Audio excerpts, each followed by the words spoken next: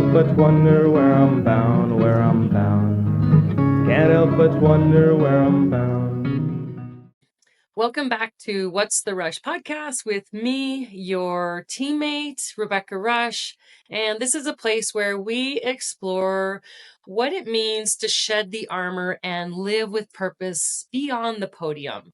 And today's guest is a really good friend. I've known him for over 20 years, and he has raced through some of the toughest endurance events on the planet alongside with me. We've shared a lot of maybe blood, sweat, and tears, but he's also navigated some of life's hardest terrain in the heart, which is really kind of special. He's a lot more than an incredible athlete. He's an explorer, really, of the external and the internal world. And that's why we resonate. That's why he's here today.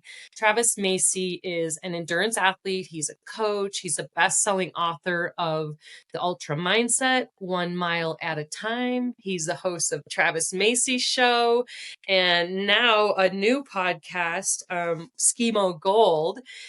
And he's done ultra marathons, adventure races, and now he's navigating one of the biggest challenges of his life, his father's Alzheimer's diagnosis.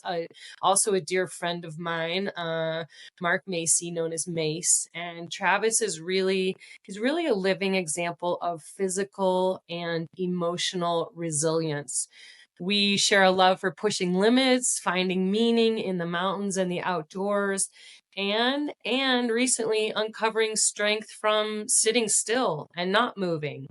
So I'm really excited for this conversation. Travis Macy, welcome to What's the Rush? Oh man, Rebecca, so good to be here. I mean, I'm lucky to get to record podcasts very often, and I love the work. I love the process. I love the connection. And this one especially, I'm pumped. I mean, long-time listener, first-time caller. I'm so glad to be here, Rebecca. And I want to start by telling you, Rebecca, thank you. And thank you for a number of things. And there's a bit of story in here. So first, thank you. Late 90s. I think we're talking like 97, 98. And I was a kid. I was a teenager. You were, I don't know, however, you were a cool age, Rebecca. And I first met you out in the desert in Moab, this adventure racing camp that a mutual friend, Isaac Wilson, set up. And my dad was his adventure racing teammate. And Isaac, had a training camp. You go, you learn about adventure racing and stuff. And my dad was one of the, guest coaches or whatever. So I got to go, and it was so awesome. Like, man, we're running, we're biking, we're doing these awesome ropes. And that was you. You were the ropes person, and you set up these Tyrolean traverses and you set up these rappels. And I just remember, like, man, she is so cool. And you were getting into Eco Challenge. And you also, like, one thing that stood out, Rebecca, like, I was gung-ho about this stuff. My foster brother, Keegan, was there. And I don't know if you remember him. Like, he was a kid from a different background, inner city life and stuff. And, like, man, he thought my dad and all of you were nuts. And you set up this Tyrolean traverse across this canyon in Moab. And I remember, like, I went across and I was on one side and you were on the other side with Keegan trying to get him to go. And, he was scared shitless. And somehow you, like, gave him, the right amount of encouragement and love and support to do it. And, like, that was life changing for him. So that was touch point number one. Fast forward 2005. I don't know if you remember this. You and I are at the Explore Sweden Adventure Race. This, like, it's the hardest race I've ever done. It was my first big expedition race.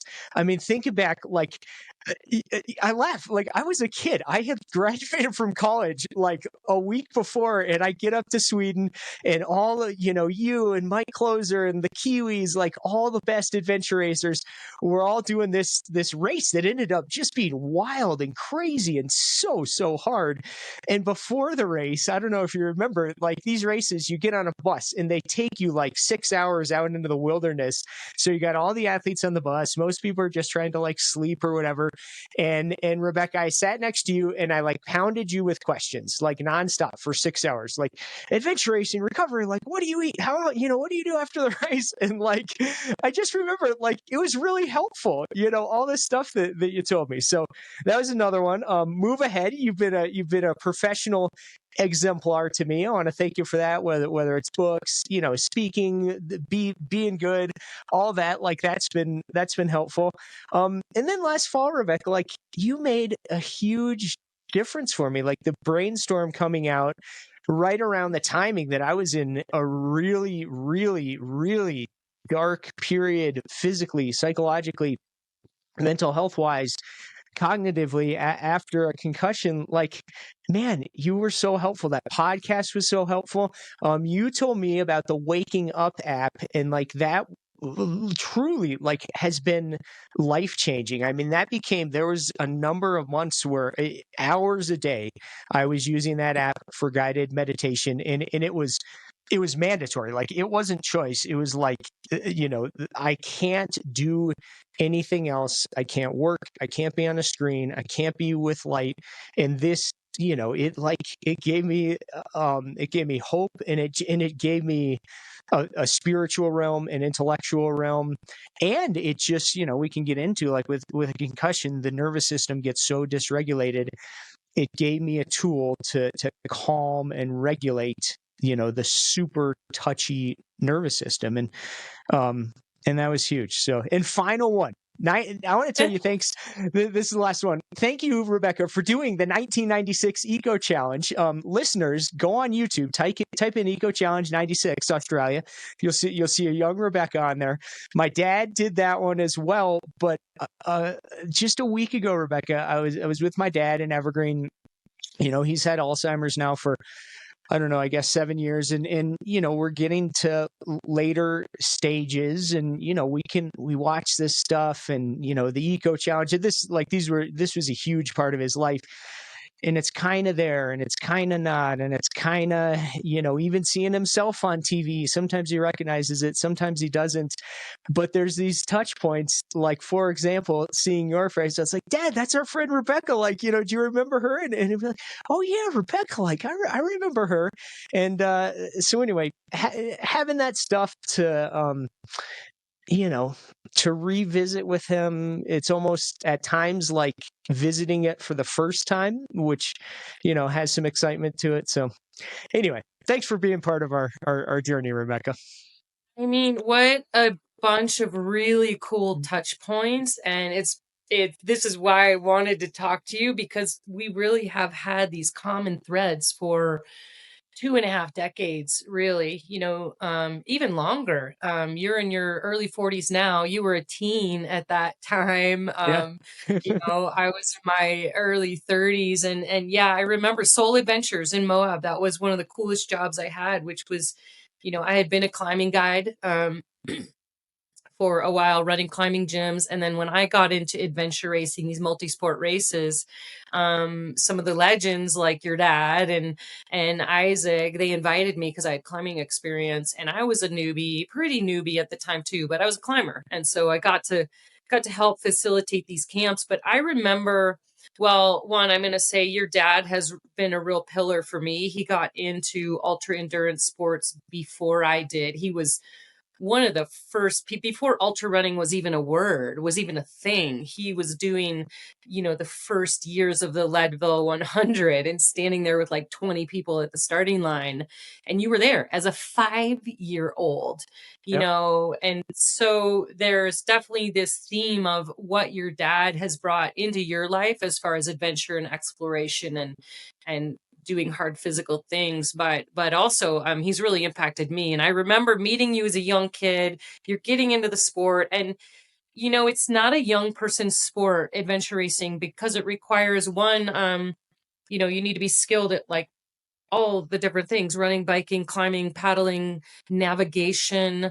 And it requires a real maturity in decision making and teamwork. And so to have this young kid come in, it was really unusual. And we were like, he's super strong, but does he have the heart and the soul for it? And you just were this old soul. And I think you took that from your dad, really exposing you and modeling all of that so early in life. And yeah, I remember meeting you as a kid and then watching you grow and become such an amazing athlete. And then now, you're mentoring me in podcasting and writing books. And you have this prolific amount of writing that you do, and information that you put out into the world, and as a coach. And so those are some cool memories. And I mean, that was really, adventure racing was really sort of formative for me as well. And I didn't grow up in an athletic family. I found sport in high school. I found the cross country running team as an outlet for me. I had an eating disorder as a kid. I had body image issues. I didn't have any friends. And I found running, and it was a real connection. And, that's been the through line of sport through my life, is to connect. And we never raced on the same team, but we're always there. And I was just like, this young kid, he's so awesome, so amazing. Anyway, I love those stories, and it's been fun to go down memory lane as well, and meeting you at that so long ago, but then kind of, as you said, reestablishing our relationship with a couple of really hardships. One, of a really mutual good friend of ours, Emma Roca, one of the best athletes and most amazing humans on the face of the earth. She died, far too soon, a handful of years ago. And then this concussion journey that we both share from mountain biking accidents has kind of brought us together again, which has been really nice, to reestablish that relationship. I want to talk to you a little bit, start kind of with your early days of sport, because it's such a through line in your family, and has been movement and being outside and running and supporting your dad at races, and then he was supporting you at races, and then he brought you along. Like, what was that like as a kid? Were you ever just like, why are we out here? What are we doing? What is dad doing? Like, or was That's it a just normal? That's how you grew up. Yeah, I think more the latter. Like you said, I was 5 years old in 1988, 4 a.m. in Leadville, Colorado. You're standing there freezing cold, and this old cowboy with a shotgun, Ken Kluber, is, saying things like, grit, guts, determination. You're better than you think you are. You can do more than you think you can. And I mean, I just sucked it in. Like I never, especially as a little kid, it's just like, well, this is life, and you don't question it. So it felt, I mean, even think of this stuff. It's like it's sad because of where my dad's at, and how much we've lost, and those memories aren't really there for him. But it's also like happy, and it's grounding because it was the foundation of like our connection, and I Yeah. saw him gritting it out, and like he wasn't, winning. He wasn't trying to win. Like, man, these people, they're just like, a few times after doing Leadville, someone's like, oh, hey, consume some salt. Maybe that'll help. And they're like, oh, electrolytes. Like, wow, and they're like, eat more food while you go. These things, like, they didn't know anything about this. So, No, it was pure grit. It yeah, was yeah. Oh, yeah. literally just Yeah, stubbornness on your but it was dad's also part. awesome. Yeah, so like seeing that, and it just seemed normal and natural. I saw a lot of grit from my mom. She had a liver transplant when I was 7, and then she's had a couple kidney transplants since then, and it just kind of, that sort of stuff. It was natural and normal, and good, And and well, I was gonna say, yeah, like, my dad never pushed this stuff on me, but I was around it, and I was interested, and I just, figured, hey, sometime I'm gonna, get into doing this stuff myself, and I did, and then there were a few of these, like, I think about my 20s, like, man. When you're in your 20s, you just like, I was super strong. Like I was, winning all these races, and my dad was there with me. Like he was either racing or he was crewing or driving me to the race. And like, man, we were a team, literally and physically and psychologically. And I think I just assumed that would always last, or you don't have the perspective to think ahead, you know. And I Yeah. think he probably, looking back, I bet, you know, as a father, as someone with wisdom and age, you know that isn't going to last, but that means you love it even more, you know. And it I, was really a great yeah. period. I think I've got a couple things to pull on there. You know, I think when I first met you, and I remember first meeting your dad, um, what I took from both of you, like I was pretty serious a lot. And what I observed from both you and your dad is that you were having fun. Yeah. You were not really stressing about, you know, I was kind of a stress case racing, you know, it was very serious for me. Mhm. And you guys were having fun and laughing. And I definitely envy that. And your curiosity sitting on that bus ride of like, I want to learn more. And not necessarily, yes, because you wanted to do better, but you wanted to do better so that like you could see more things and you could go more places. It wasn't, for me, it didn't seem like either you or your father were obsessed with like what place you finished in the outcome. The winning was defined in a different way for you, is what I took. And I'm not saying you haven't won races. I'm saying the way you approached winning races for me seemed different from your father and from you. Is that accurate? I would say pretty, especially for my dad. Like he's always, Yeah. you know, it's been the adventure and just gameliness. Like the guy is game and like, you know, hey, give me a challenge and just do it. And that's, you know, his buddy Marshall Ulrich, who people might know, and Dr. Bob, like his longtime teammates, like, you know, just LFG and who cares? And that, like, I think that came to bite them because they were not meticulous in terms of planning or like, you know, what do you Right. eat, gear, all that, you know, those kind of things that you really do need to pour over. I mean, I was definitely more towards the, you know, kind of hyper focus and especially at times, you know, I think for the most part, I've had a pretty healthy relationship with achievement, but have definitely gone overboard. And I think especially, Yeah. you know, kind of in, you know, a period, you know, or as a so-called professional ultra runner, you know, with the sponsorships and the prize money and, you know, those kind of things. Like I did go overboard into the achievement orientation, you know, and experience the downsides of that, you know, especially psychologically. But I think, you know, probably didn't spend too much time in that realm.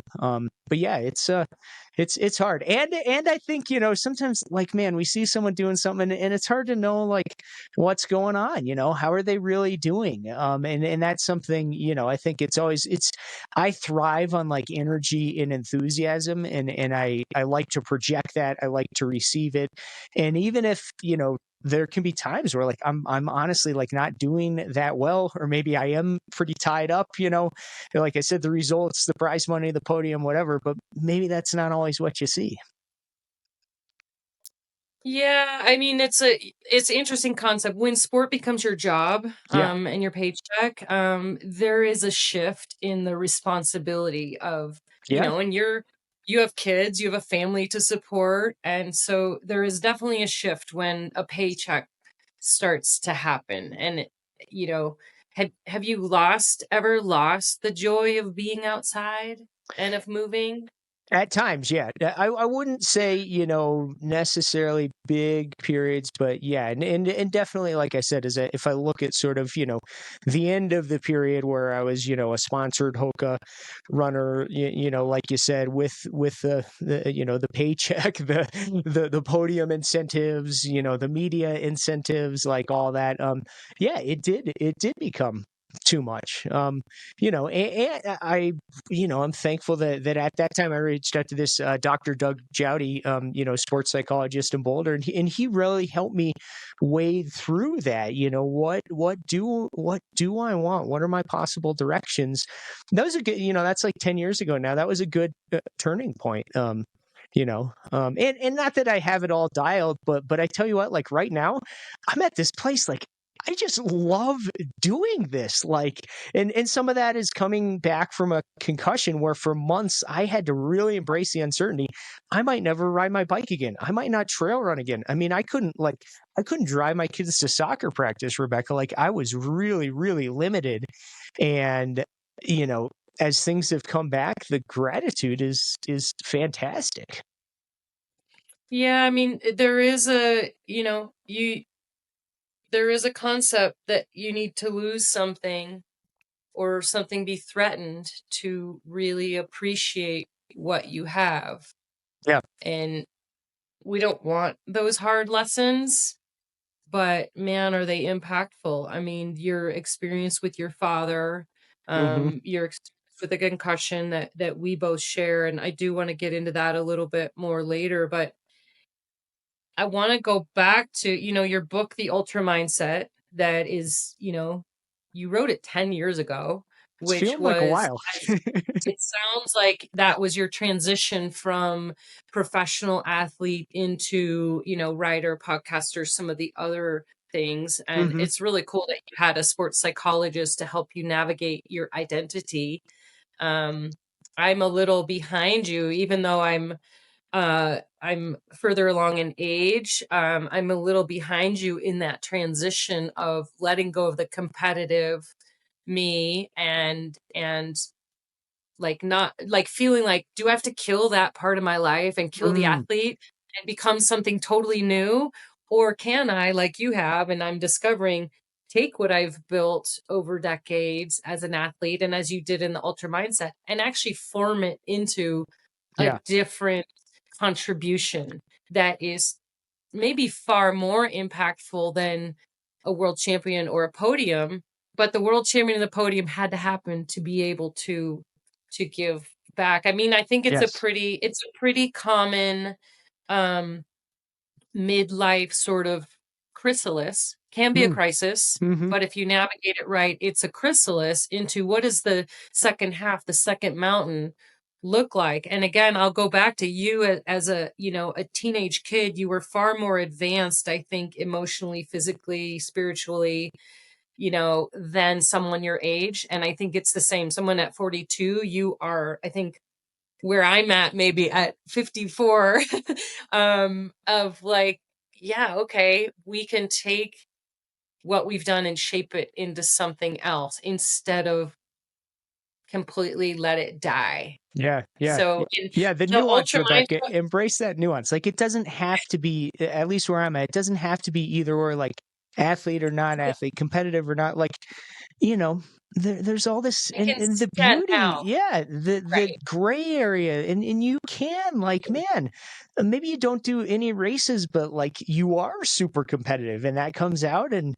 different ways, or different ways when you're in the mountains moving. Yeah. Yeah, it goes back to Carl Jung, right? The two halves of life. And I will say though, I appreciate your compliment about the whatever it is, early maturity or seriousness. I would say if I could talk to Travis back in, like we said, 97, when you and I were hanging out, I might say, like, have a little more fun, be less Mm, serious, because that's my innate wiring. And ironically, some of the, like, playfulness and like fostering that stuff in other areas of life, that's come to me later. But it's also been yeah. it's been great. So how do you find playfulness then from a Mm, serious competitive athlete? You're producing all these books, like you produce so much from where I sit. So how mm. do you play in all of that?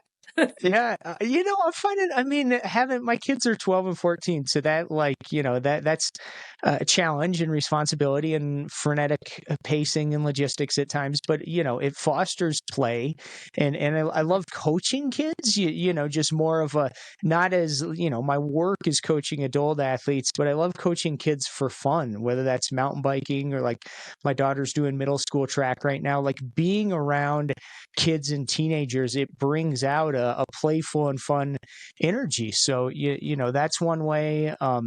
Playfulness amongst people, loosening up in terms of, like, when you're a serious athlete, you might eschew things like going out dancing or hanging out, or, like, that kind of stuff. And like, just embracing that more, embracing, like, music, live music. Like, that's been really good and fun. And I would say integrating both within my coaching of endurance athletes and in my own exercise outside, running, biking, skiing, embracing play and fun as a really, it used to be man versus nature and like, get the, the heart rate, the intervals, how fast can I get up at this mountain? Like, battling the elements. And now I have this whole new shift of like, it's with the elements, it's with nature, and there's a playfulness and spirituality built in like every single day. Like that is way more important to me now than getting out and making sure I hit the power numbers or whatever. So adding playfulness therein has been awesome. Yeah, it makes me think during my hardcore training where I've got a coach and I've got a training schedule, it was always in that period, it was really important to me that I had certain days in the schedule that were sort of free form. Yeah. And it was also really important to me. I live in the mountains, that in the winter, even as a cycling athlete, I needed to go cross country skiing and backcountry skiing. And what I did for my intervals that were supposed to be bike intervals that day, but I would tell all my friends I'm backcountry skiing with, like, I'm going to break trail. I'm going to go really hard for 5 minutes, and Yeah. then you break trail, and then I'm going to break trail again. Perfect. And Yeah. so I had to adapt so that because there was no way I'm going to sit on my indoor trainer in the winter here and do intervals. And so I had to work that out with my coach, that I needed to spend time doing other sports and still feel like I was checking my boxes, but in a little bit more creative way. And so, I mean, for people who are in your competitive, and you've got a coach and a training regime, which is amazing to keep you accountable, but scheduling in playtime. And I'm actually doing some work with Kelly and Juliet Starrett. They have a training program called the Starrett System, Mm-hmm. which is pretty cool. And they've got, some workouts and things, but the weekends are playtime. I And love then it. during the week, you're doing something more specific. And that's been really good for me. I will say, just kind of flip side for people who are struggling maybe to find play. I really, like you, and I want to get into this. After my concussion, I stopped moving.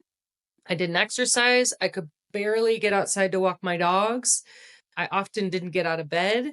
It was a really hard time. And as I'm slowly coming back to sport and athletics, first off, I had to not ride my bike. I did my first ultra running race last summer. I had to go back to running. I had to do something where there was not an expectation of a certain wattage or a power, because I go out and try to ride for 45 minutes, and I get really down on myself at the metrics, and I should be doing a 4-hour ride. 45 minutes doesn't even count. And so I had to remove myself from my sport that I'd been, training at. And now I'm back to biking, which is really exciting and it's really fun, but I have not put my Garmin head unit on. I'm not recording heart rate and power right now because, again, it's a measure that I don't want to judge myself against. I want to the metric I want to use is, did I have fun?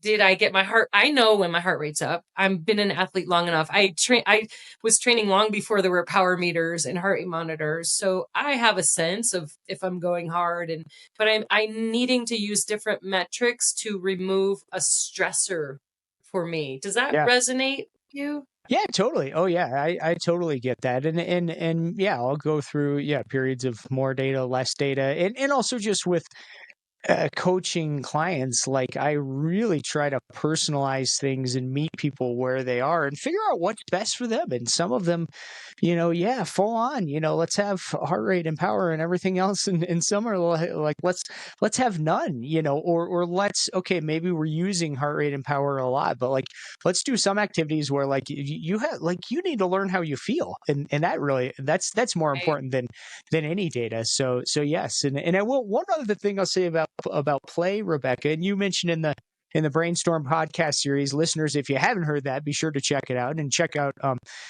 the folks you just mentioned, previous podcast guests. That was another good one on What's the Rush. But anyway, with Brainstorm, you mentioned plant medicine, as a tool, as a piece of your process, and that's something that really came to me after my dad was diagnosed with Alzheimer's in 2018, and like, man, that hit me like a ton of bricks. And like I really struggled with mental health for a period of time there, and things were really, really hard, and I didn't know how to grieve, and I was like literally and physically running from grief. I can remember a specific run, out on the Chimney Gulch Trail above Golden, like, make this feeling end. And I was running as fast and as hard as I could, to the point of basically having a panic attack, where I was on my knees, unable to breathe. And, anyway, through that's kind of the plant medicine stuff entered my life at that point. And, it was kind of for me, like, come for the mental health, but stay for the spirituality and the openness and kind of these other things that have been unlocked. And one of them is like this playfulness, and this sense of finding it, being more multidimensional in life, and finding that playfulness. Like I said, there's a feeling you have it all the time. Many of the listeners have it, like this feeling you have when you're out, you're running, you're biking, you're skiing, you're crushing it, and you're pushing hard, but you're also like expressing your soul. And I've realized when I watch someone play live music or maybe do their art, they're doing the same thing. And that playful, soulful expression is coming out in another way. And it's been great to like tap into that and feel that, and to, not be so much, oh, I'm only the athlete, but like, hey, here's these other things I can do, and I don't have to be good. I could just do it for fun and play. Yeah. What you're mentioning there is the flow state, basically. And Yeah. Stephen Kotler has done some amazing work. Yep. And he's an expert in studying flow states. And he started his work watching, X Games athletes, and, this period where athletes were just doing these crazy things. And how is this possible? And he started studying flow states, and basically the brain and body state where everything is working. They call it runner's high, or musicians feel it. And there's a lot of ways to tap into flow state where your mind, your body, your soul is all aligned. You lose a sense of time, things feel easy, and it's a fleeting sort of moment. And people get into those flow states in different ways. For you, obviously running, and for me, athletics have been my chosen flow state. And it's interesting that you, in the grief when your dad was diagnosed in 2018, like, what a kick to the chest and the gut for your family. And you just went out and ran and ran and ran and ran and ran. And what was your flow state sounds like it wasn't solving the grief problem. Mm-hmm. You needed another tool or other tools than simply running. Yeah. Yeah. There needed to be more, and there needed, I mentioned like learning how to grieve. Interestingly, it's become, it's within the running and biking, and to the theme of your podcast, it's being out there in a beautiful spot and stopping and pausing and crying, or celebrating and thinking of my dad. And it's not just hammering through, it's literally stopping and being in a spot like, man, Dad would have loved this. And I can feel his spirit, and I'm really, really sad of the loss. And I'm also so happy and thankful of his general happiness, and that we don't know what's going to happen. But it's become both. It's that nuance. It's like, the being outside, the running and biking, it's not that wasn't the right thing, but I had to add to it, and I had to, have a different twist on it. Well, you were looking at it from the athlete mindset. Exactly. And, in our first episode, Dr. Michael Gervais, sports psychologist, he helped me lay the groundwork for the theme of this podcast. Yeah. And when I was on his podcast, a question he likes to ask people is, are you running away or running towards something? It makes me think of, you were running away. I was. And now you're running towards connection with your dad and yourself and us as friends. Yeah. So it's the same activity, Yeah. but an entirely more open way to approach it. Mm-hmm. Yeah. Yeah, Yeah. exactly. Yeah, and it's all this perspective. You know, literally, you could be doing the same motions, um, but like I said, it's the stopping has been huge. Like when I stop, and I do it almost every day. Like I find a great lookout, and I live in this awesome open valley here in South Central Colorado, just mountains everywhere. And I look at the horizon, and I go around in a 360 view really slowly, and it's bringing in a sense of awe for me. It's bringing a sense of connection to something bigger. You know, prior to 2018, I mean, I would have identified as a lifelong atheist, and that's another thing I've kind of dropped, you know, in favor of maybe something more and just sort of this spiritual journey, you know. And I connect with that, and I see that, and maybe there's a prayer of thanks or appreciation or just a celebration, or there's looking there's this mountain here, Mount Chavano, and there's this snow angel. It's called the Angel of Chavano. And Rebecca, I look at that every day, and I think of our friend Emma, Emma Roca. And those listeners, if you haven't, watch World's Toughest Race on Amazon Prime, and you will see this is a spirit of vitality, of connection, of just, man, everything you want, you know? And she was like a big sister to me. And I think of her every day, and it really, you know, it helps me a lot. Yeah, I mean, I lost my mom recently, unexpectedly. Yeah. And like your father, in a different way, she was a very big part of my sports and adventure racing. She Yeah. went to Borneo, she went to Tibet, like she would go and be at the finish line. And I remember the first raid Galwa, we finished 7th. It was in Tibet and Nepal. We finished 7th place. It was the highest American placing ever.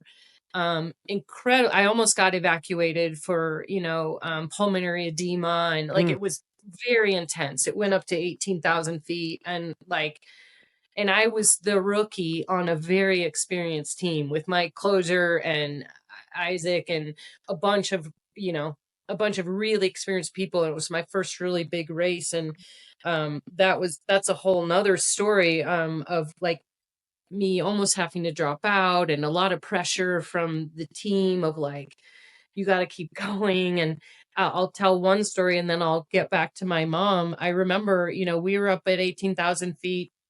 I'd been coughing for days, literally crawling on my knees, sicker than I've ever been. The medical crew stopped us and made us sit for 6 hours or something to evaluate us, which one, we were at the high point of the race. So keeping somebody higher who is not doing well was me and Isaac. One, that was the worst thing ever. And then eventually Closure was so convincing. He's a very intense person. They let us go and continue on instead of pulling us out of the race. And I was sicker than I've ever been. I really thought I was hurting my health. I was crying. I didn't want to be there. Most of the team was out in front of me, like, basically trying to make me go faster, maybe by having a gap. And all that was doing was making me feel more alone. And my teammate, Patrick Harper, he came back to me, and I was leaning over my poles, crying and just feeling very alone and very sick and very scared. And he just put a hand on my back and he said, "If you need to stop, I will stop with you." And that sentiment of, instead of like win at all costs, we got to keep going, was basically, he was a friend. And that was all I needed to actually get up and keep going. Yeah, that made you go faster, right? It That made human me go connection. Yeah, faster. not surprisingly. And the other guys hadn't learned that lesson yet, but thankfully Patrick did. And I've carried that with me when people are suffering or hurt, or even now, like we've reached out to each other during our own concussion recovery and just said, I'm here with you. And what a big difference that made. And then we went on to, like, we had dropped to like 40 something place. We were in first or second, dropped to 40th, and eventually came back around to 7th, which was the highest American placing ever. And the reason I tell the story is that was a French race. We were an American team. Nobody expected us to do well because the French have this history and the Yeah. Kiwis of like the gods of adventure racing. And we did really well. Yeah. And there was no one at the finish, none of the race directors that we didn't even know we're like, is this the finish line? There was no one there except my mom. And Awesome. my mom was there just Yeah. like, and I have this picture that we took, and I was like, and she wrote down a time because she wanted to make sure they knew Yeah. when we were Classic. there. Oh, But man. it was just, she's always been there. She's Yeah. been like my biggest cheerleader my Yeah. whole life. And it's been hard to lose her unexpectedly. Yeah. But to your point, coming back to Emma and your dad, people are with us even when they're not with us. And I Mhm. think about your father is alive, but he is not really communicative. He needs a lot of help for his daily, life. And he's, you had to take his bike away from him. I think you're Mhm. going out and you're outside a little bit, but he's not communicating in the ways he has with you for most of your life, but Yeah. yet you're communicating and he is still sending energy and love to his grandkids, to you, Yeah. to me, even through the TV, like remember, Mhm. Eco Challenge. And it's been interesting to lose people, but still feel their impact on our lives. Yeah. It's real. We can feel that. We can harness it. We can, thinking about your mom. Yeah. I mean, shout out to Judy and also to Patrick. What a story. And I remember Rebecca saying, like when my first book came out, or like back in the days with, Facebook or whatever, like I would put something up and like, boom, Judy, like, good job, Travis, way to go. And I'm like, yes, like here is someone who is in my corner. Like this is, like lots of great memories like that.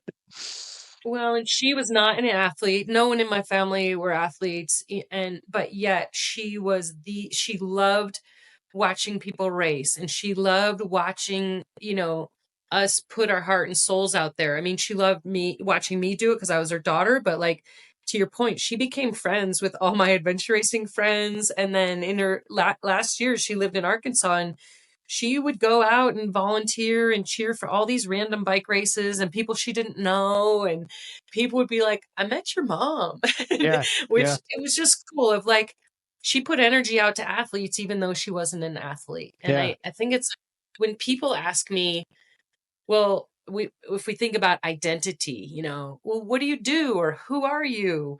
I've been thinking about that a lot in my Mm. transition from competitive athlete to what, the next phase. And I sort of came up with this thing the other day. It's like we label ourselves based on our jobs, and what we do instead of how we do it. And I Mm. was Yeah. kind of part of our conversation. Really, all we are is energy.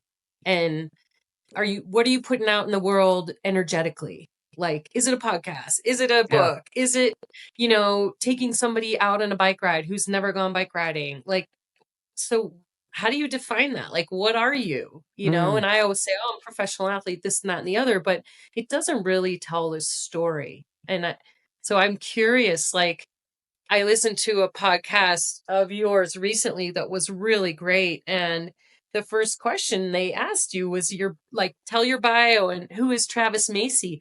And you had a pretty long answer because I think you were kind of like, what do I say? So are you shaping and articulating that now? Like, who are you? Yeah, that's a really good question, and I don't know what I said on that other one, but I think the answer probably would have been a lot more clear, 15 years ago with, like you said, athlete or whatever. But one thing that comes to mind in that sense of less of the title or the the job or whatever for me, and this is something I learned from my friend Sonia Looney, who may be familiar to many guests, and recently has really gotten into the applied positive psychology stuff. But it's this concept of how do we think about impact, and I think impact's really important to me. I know it is to you, obviously, in your work.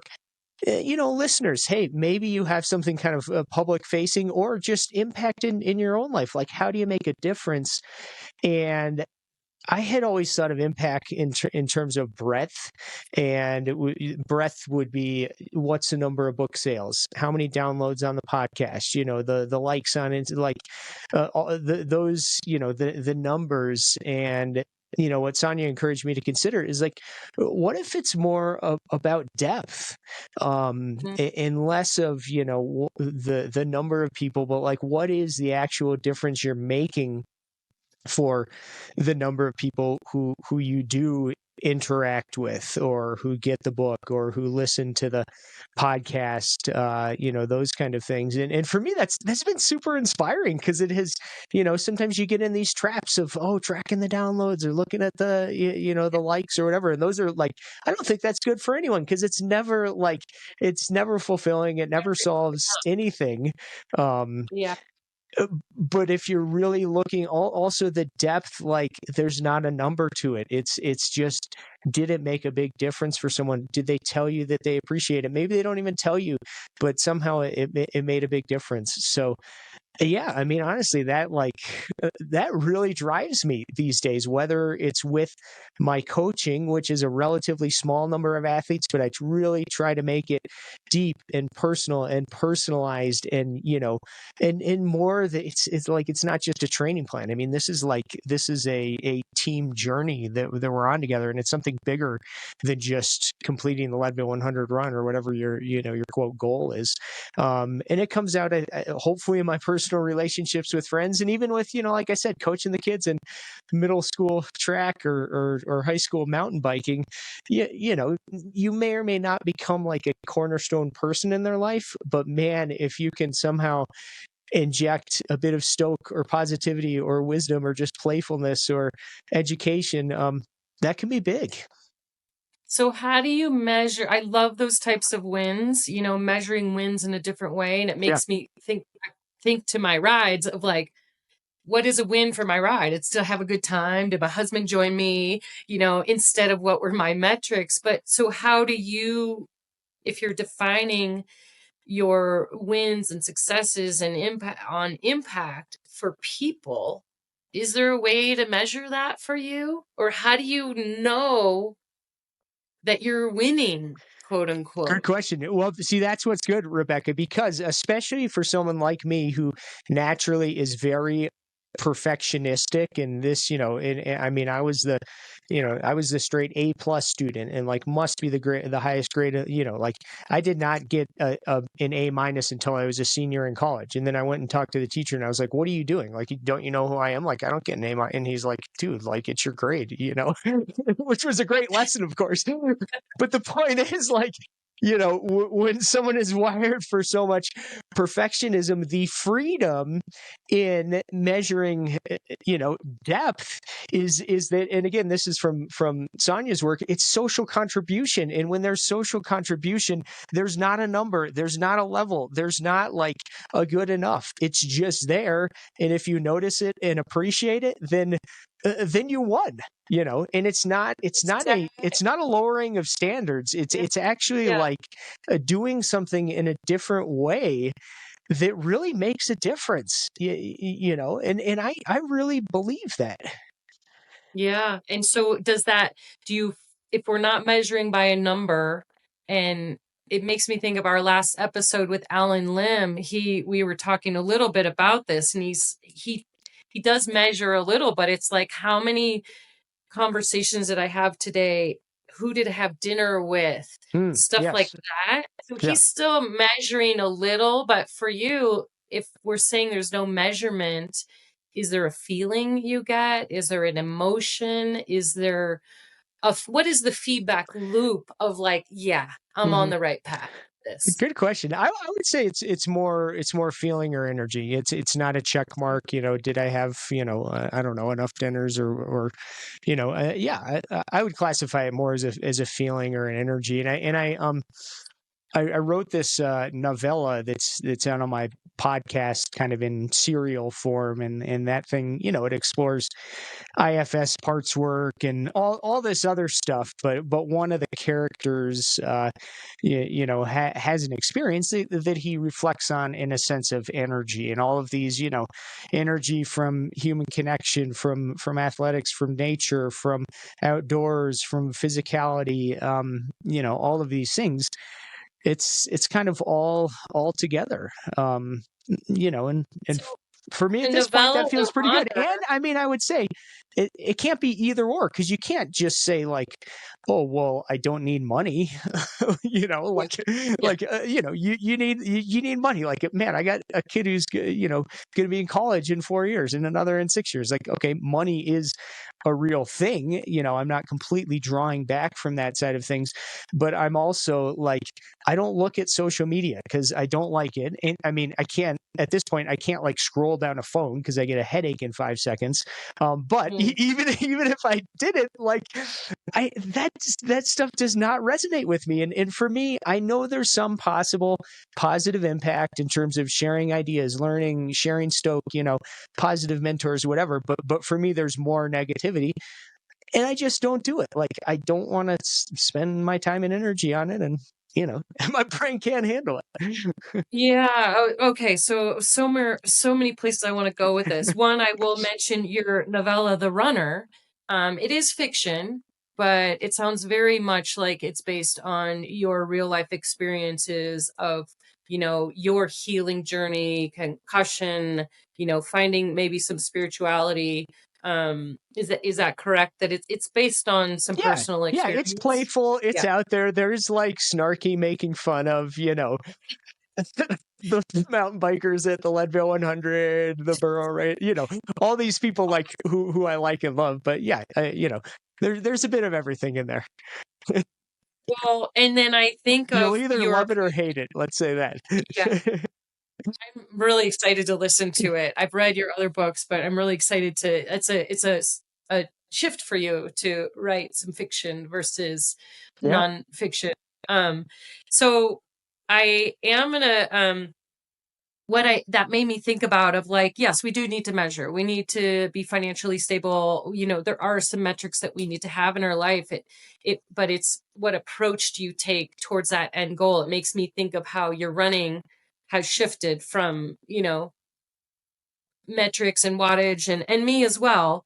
But you're still running, but you might stop on a run and look around Yeah. and like, look in nature and communicate. And there's so much science behind, which is cool. There's so much science behind nature therapy and movement therapy. And you and I both share the really sort of strong philosophy that moving in nature, and then especially if you add people, and a connection, Exactly. that is the most powerful medicine Yeah. in the world. And so I want to come back to, we've talked a little bit, you touched on plant medicine, and I'm curious because we did start our original flow state. Our medicine was sport and going hard and doing all that for our lives. What is your medicine now? It sounds like maybe you've expanded your medicine cabinet a little bit. Yeah. I would say, I mean, it still is like, man, if I can start the day with some morning exercise, run, bike, ski, alone, like you said, with people, that's something I've tapped into. Like for such a long time, like I don't go on group runs, like that's too slow. And now I'm like, man, give me a group run. Like we're out there together. Like let me run with my dogs. Let me meet the random person on the road or whatever and just ride with them for 5 minutes. Who cares what the pace is? Get that connection. So yeah, that's remained a big piece of it, but I have, I think, gradually tapped into it. Honestly, Rebecca, through the concussion, like I was going to say I had to learn. I had to start learning. Like I've realized that like my body, hopefully I'll be able to do these things in some way that I love for as long as I can, and I might not. And those tools being outside and moving for mental health, for physical health, for spirituality, hopefully they'll be there. But if they're not, like, man, I'm gonna have to figure out other things, and whether that's things, quote, to do, which maybe is meditation or plant medicine, or, like I said, enjoying music or connecting with people, and probably more so just like ways of being okay at the baseline, and hopefully good in the absence potentially of, being able to hammer up and down, this hill or whatever. So I'm slowly growing that. Like, I don't have it yeah, mastered or anything, but like, I mean, meditation, which again, you were a big piece of that Waking Up app. I can't recommend it enough, because there's a great, a course at the beginning of it, whatever, these 20 sessions or something, where it's like, it's teaching meditation. And then you get into, I usually just listen to these daily recordings, but like, man, he goes way into this consciousness stuff. And like, at the start, I was like, oh, what's this, like, consciousness? Like, what, like, it's all just arising in your consciousness, look at your head. You don't even have a head. And I'm like, what? Are you kidding me? And like, but after like 6 months of this and some other, starting to read and learn other things, I'm like, wow, what a fantastic and interesting intellectual and spiritual thing to think about and consider.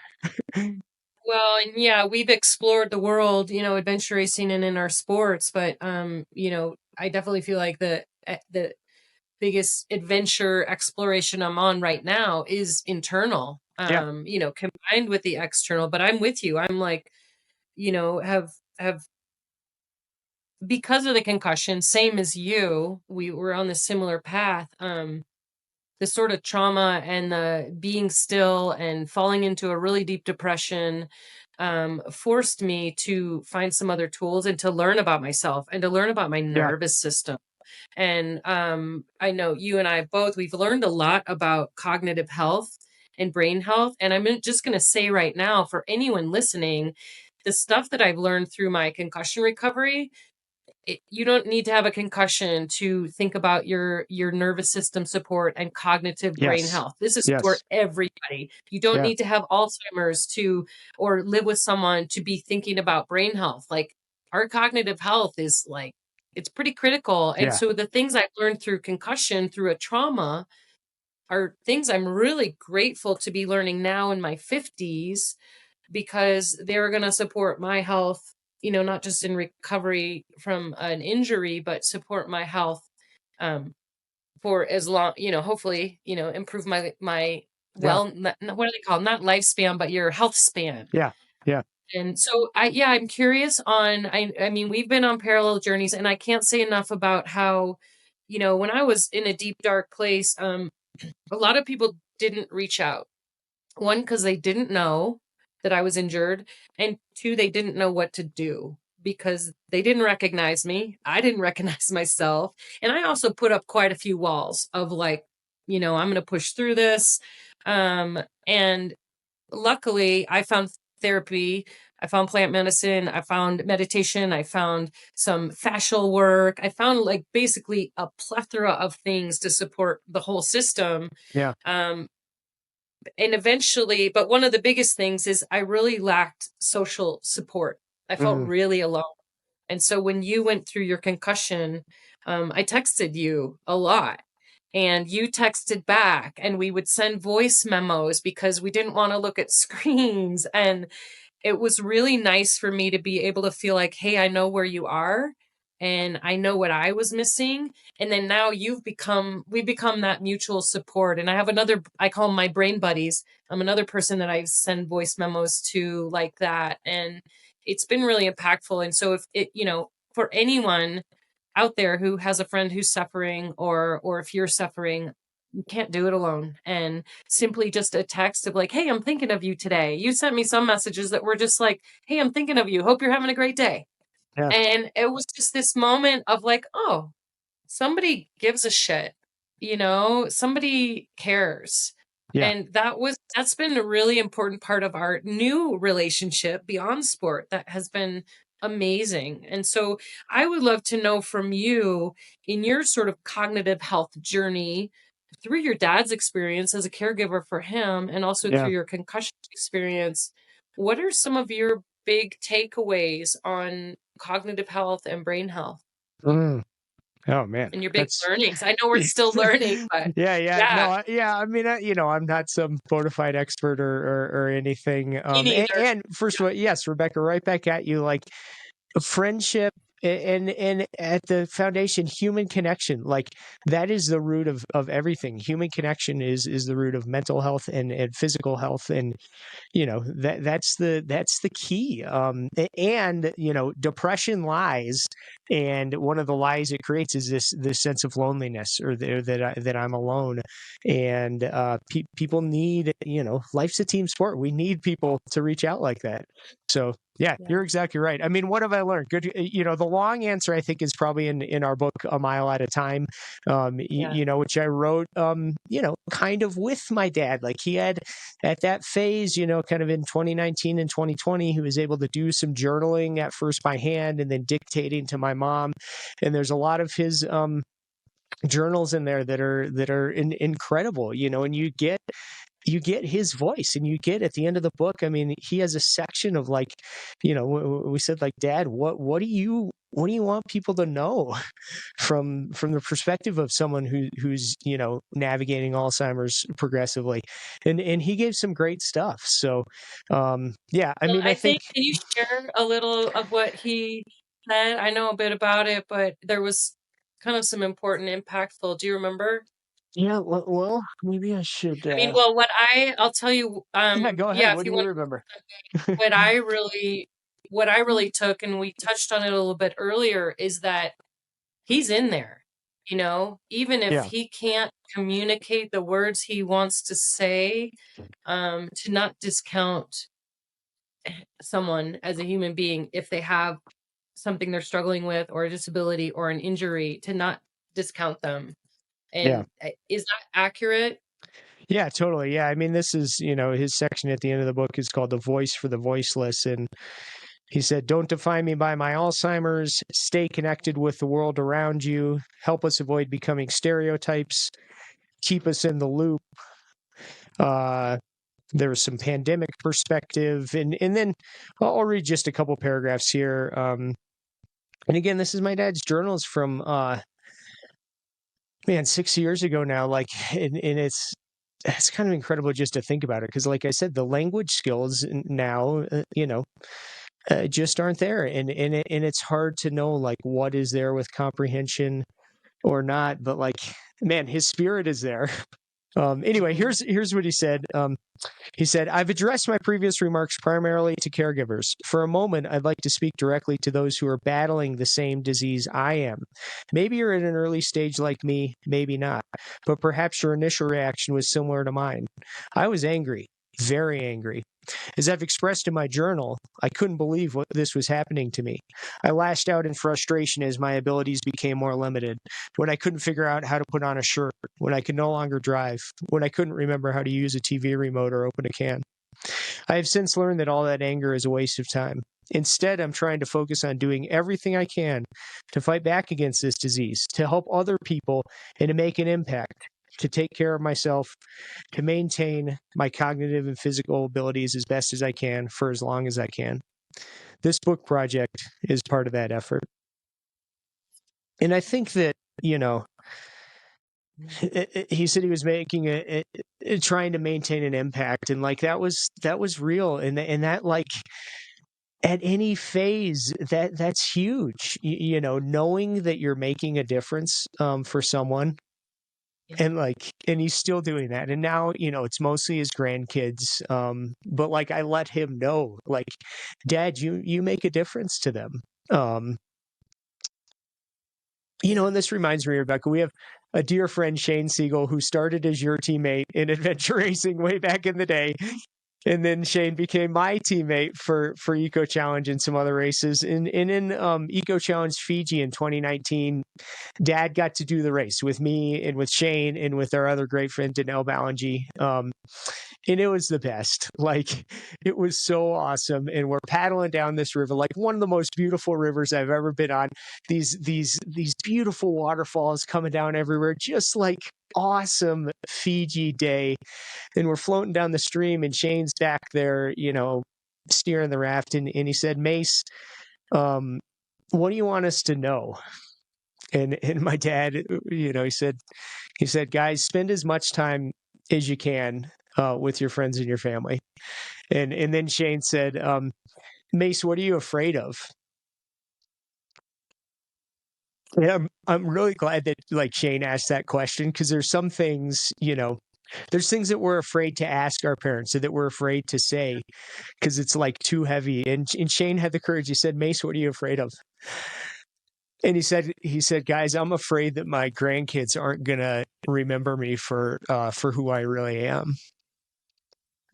And and that's a deep fear, and that's hard, because most of their lives they've seen him, in a state that's much different from how he was the rest of his life, And I said, Dad, I promise you, like, I will make sure they know, Dad. Like, and that's one of my quests, is to make sure they know. And it's all these little touch points, and it's going back and watching those things, and, having this book that these kids, two of his grandkids are still only 4 years old. Like, I got a job coming up. Like, I got to teach those boys, who grandpa was. Yeah. I mean, what a purpose. It makes me think of the last letter that my dad wrote home. Yeah. From the Vietnam War. He died in 1972, and the last letter he wrote home to my mom said really very much a very similar sentiment, is if anything should happen to me, please don't let me die, to Sharon and Becky.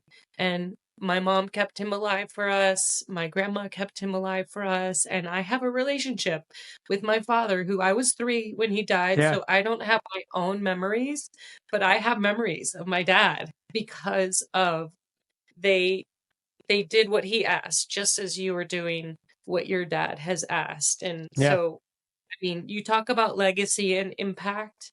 Travis, that is huge. Yeah. And both you and your dad have had such a big impact on me. I want to close today's conversation. Can I ask you a question before this? Yes, Here's my question. It's kind of please. a big one, but here's the context. Like, you lost your dad in kind of this, this uncertain way over time. And that's, that's what I'm going through with my dad. Like, man, there have been so many deaths, and I know that there's more to come. And in this type of loss, like, man, it is hard. And I've learned a ton, and I've learned to embrace the nuance and the sadness in each of these losses, also with the happiness of what's still there, and what is good and what is happy. I don't have it mastered, but I've learned a lot. But I think about your mom, like, that's a different type of loss, because it came, like you said, kind of, unexpectedly and very quickly. So the question is, Rebecca, what have you learned about grief? Good question. And it was something I was going to ask you about as well. What I've learned about grief, both through my experience of rediscovering my dad and doing Blood Road and riding my bike to the place where he died, and then really spending time reflecting on the loss of my mom. What I've learned is that you can't run from grief. That you if you go through it, it becomes love and joy and appreciation and gratitude. If you try to push it under the carpet, it stays really painful. And I've learned that through my concussion therapy and my plant medicine, and the therapy of my injury has really helped me, and the exploration of my dad's death, and that has helped me navigate my mom's death with more grace and more love. And of course, I'm sad I miss her, but I've been like connecting with her, and and going down, like you, sharing the memories of how we met and sharing your dad's memories. I've been reflecting on all the great times I had with my mom, and what a gift that was, that went too soon. And so, to your dad's point, spend as many time spend as much time with the people you love as you can. Yeah. Because we are all going to go.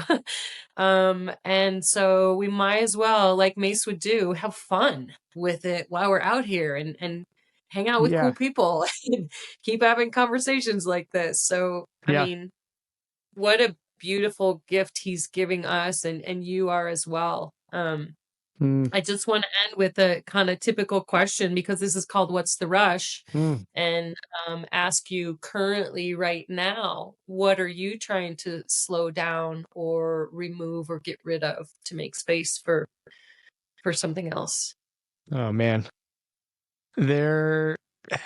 These two processes, like the the Alzheimer's journey and then this concussion, which I'm kind of coming out of, and kind of, here I am 9 months out, like I'm sort of speeding up again, but trying to do Yeah. it mindfully, and trying to figure, like, man, I was my work capacity, like everything was so limited for such a period there. I'm mindfully figuring out how to bring things back in. I think the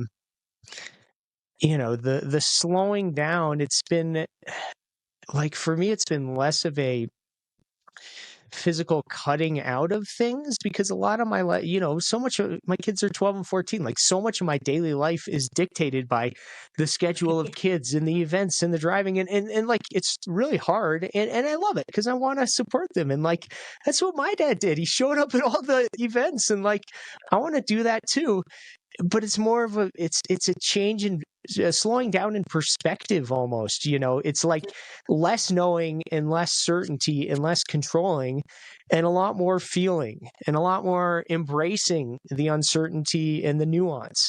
A lot more like trying to achieve or conquer or win, and excuse me, less of that and more of like trying to foster love and teamwork. And overall, just gratitude, presence, nuance, maturation. That's been the slowing down part for me, I would say.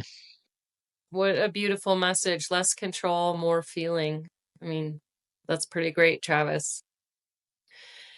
Well, everyone, this is the amazing Travis Macy. We are going to link all of his books and offerings and coaching, and especially 1 Mile at a Time, the amazing book of his journey with his dad.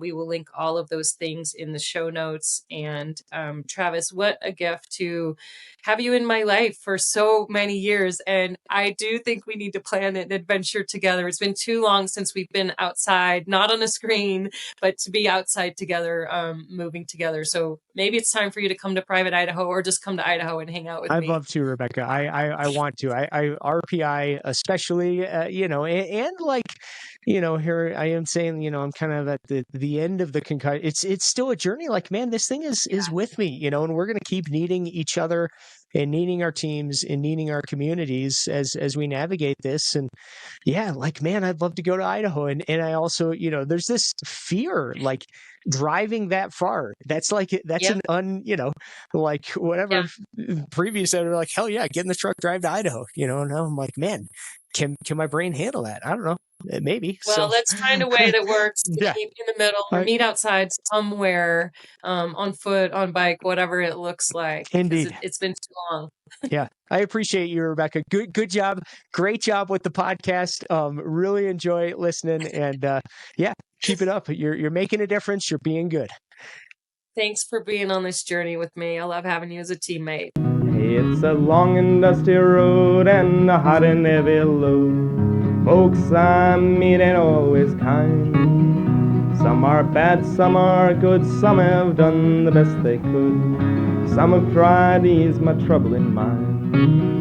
And I can't help but wonder where I'm bound, where I'm bound. Can't help but wonder where I'm bound.